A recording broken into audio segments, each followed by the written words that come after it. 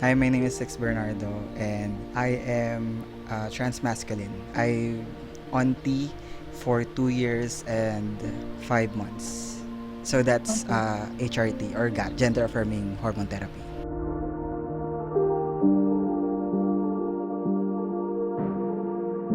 My identity is I'm transmasculine and I use he and him pronouns.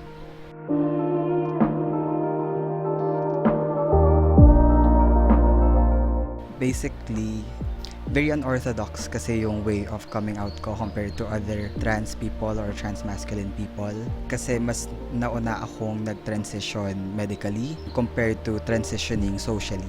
Kasi meron tayong tinatawag na socially, not technically the scientific term or the exact term, pero yung transitioning socially. So meaning, yun na yung paggamit mo ng mga he and him pronouns or preferred pronouns at the same time using your preferred name. Parang in terms of like society na kung how you present yourself and living your identity. So basically mas nauna akong nag-transition.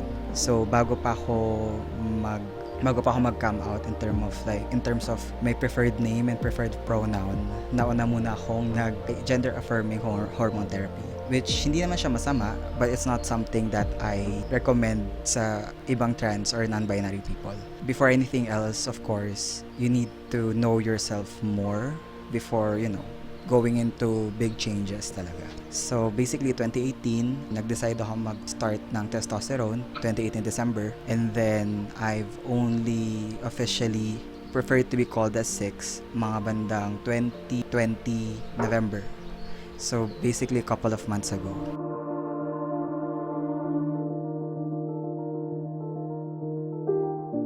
I would say, this is not the right term, pero I would say na parang hindi ako strict when people calls me a she or tinatawag nila ako using my dead name since hindi pa nga ako officially nagkaroon ng clarity sa sa identity ko when it comes to pronouns. So, kumbaga parang for me, mas nahirapan ako mag-socially transition compared to medically transition. Kasi yung medical transition kasi parang more of sa sarili ko siya. So, mas napadali ako kasi gusto ko yun eh. Pero yung social transition, nandun yung parang ano isipin ng ibang tao, ano re-react nila. So, like, maraming anxiety na naganap doon compared sa isa.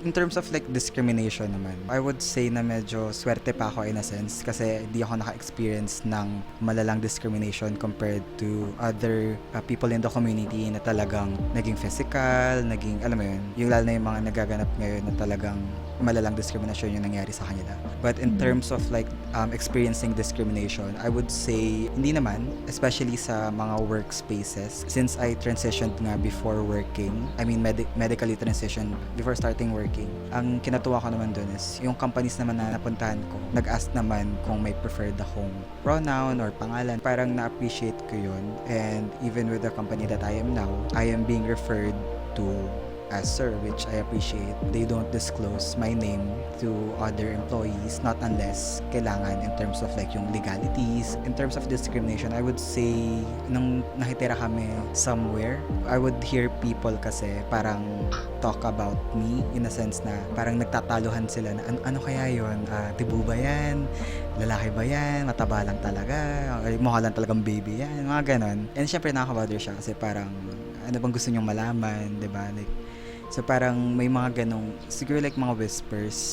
I won't say na very harsh discrimination, but in terms of like public naman siguro, going to the bathroom, siguro hanggang ngayon yung parang na anxiety ko. Never pa naman ako napalabas, but sometimes yung eyes na baka bigla akong tanongin na, ka nandito? Basta ganun. I'm hoping walang ganong incident, especially yun nga, as I go further in my transition.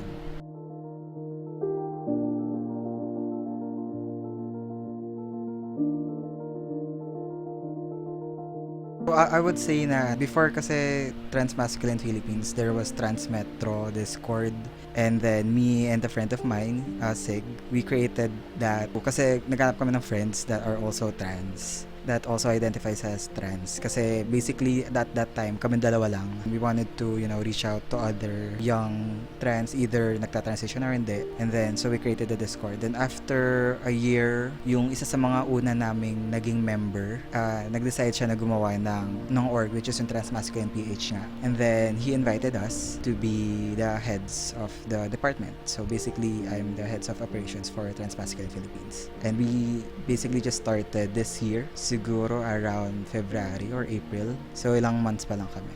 As of the moment, we have around 200 members. In terms of part of the committees, we have around 10 new members. Kasi meron kami 7 committee. And then, meron kaming around 10 nag-join sa committee. So, we're looking for more members, not only kung gusto nila sumali sa committee or kahit sa group lang namin. And we're not looking for anyone na dapat transmasculine na, dapat trans man na. I mean, if you're questioning yourself, then you join our group. If you have any questions, if you want to, what your feeling is, is this, then join ka lang. We also have non-binary members, transmasculine members, trans man. So, different siya. And different ages rin. And different status in terms of, like, yung iba hindi magta-transition, yung iba hindi nag-transition, yung iba currently transitioning. So, like, wala siyang qualifications.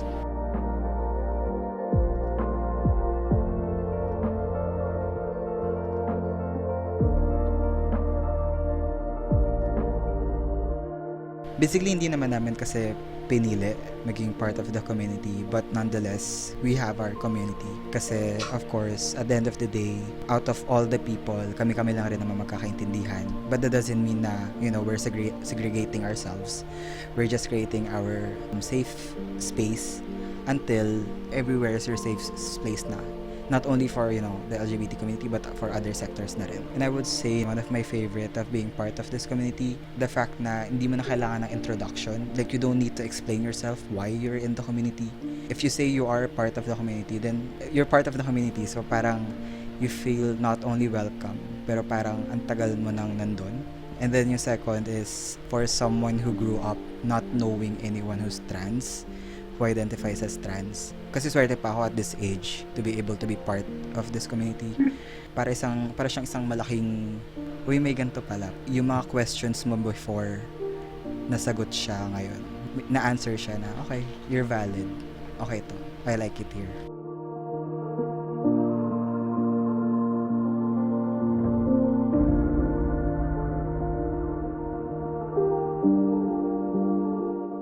The one thing that I'm most proud of is basically being able to live truthfully. Not just, sa gender ko or sa sexuality ko. Basically, that's the bravest thing that you can do.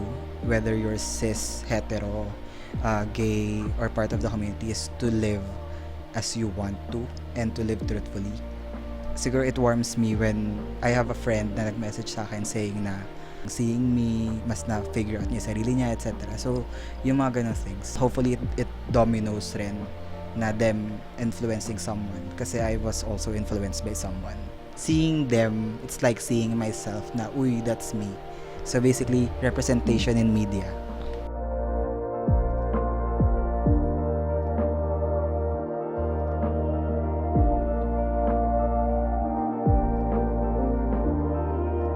Siguro what I would say to the community is live as you are.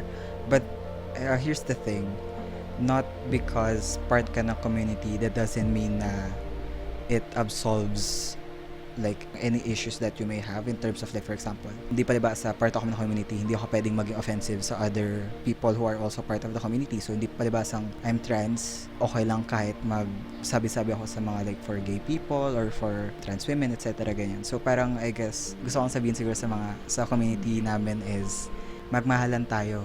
Tayo na nga lang halos nagkakaintindihan eh.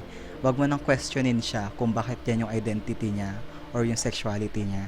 Hayaan mo siya. Kung hindi mo naintindihan, educate yourself. Kasi at the end of the day, even though we are part of the community, there's still so much to learn about people. Kasi we people are very much fluid talaga in all aspect.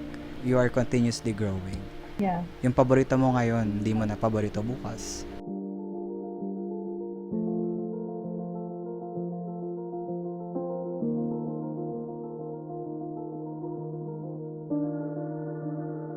As for those who are, let's say, not part of the community, it's okay. At the end of the day, you have your own opinion.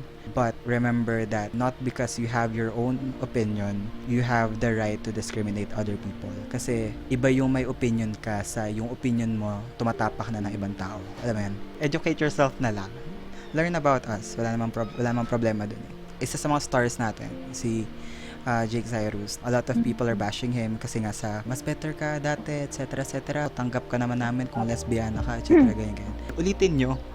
Tapos pakinggan nyo ulit. Tapos saka mo sabihin sa akin kung dapat ko bang sinabi yun. Marami tayong mga issues ngayon and I'm glad na it's bringing spotlight to the community. Though I'm not glad na nagkakaroon tayo ng ganitong issues. Especially the recent one nga that we had one of our members of the community slaughtered. I'm glad na nagkakaroon ng attention sa discrimination sa amin, but I'm not glad that it's happening. Na yun yung cost para lang mapansin yung rights namin.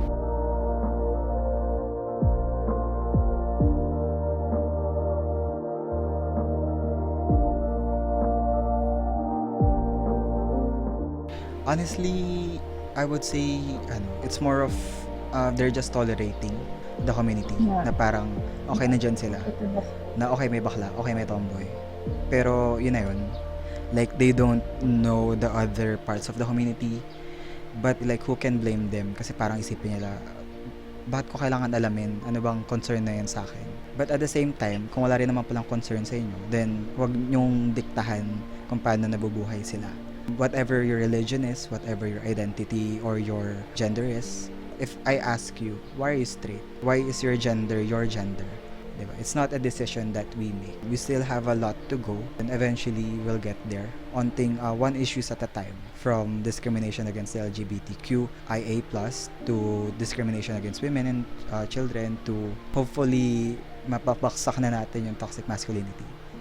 And also, just a disclaimer lang, despite being someone who is trans, who identifies as transmasculine guy, I may not be the best representation for other transmasculine people or other trans man or other people in the community. So it's important rin to hear their stories kasi everyone is different. Thank you for having me. If you have any more questions, please everyone who's interested, like our page or follow our page, Facebook, Twitter, and Instagram, Transmasculine PH or Transmasculine Philippines. If you have any questions, concerns, etc., or you just want to talk to us, anything about being trans, non-binary, or whatever, anything under the sun, please message us.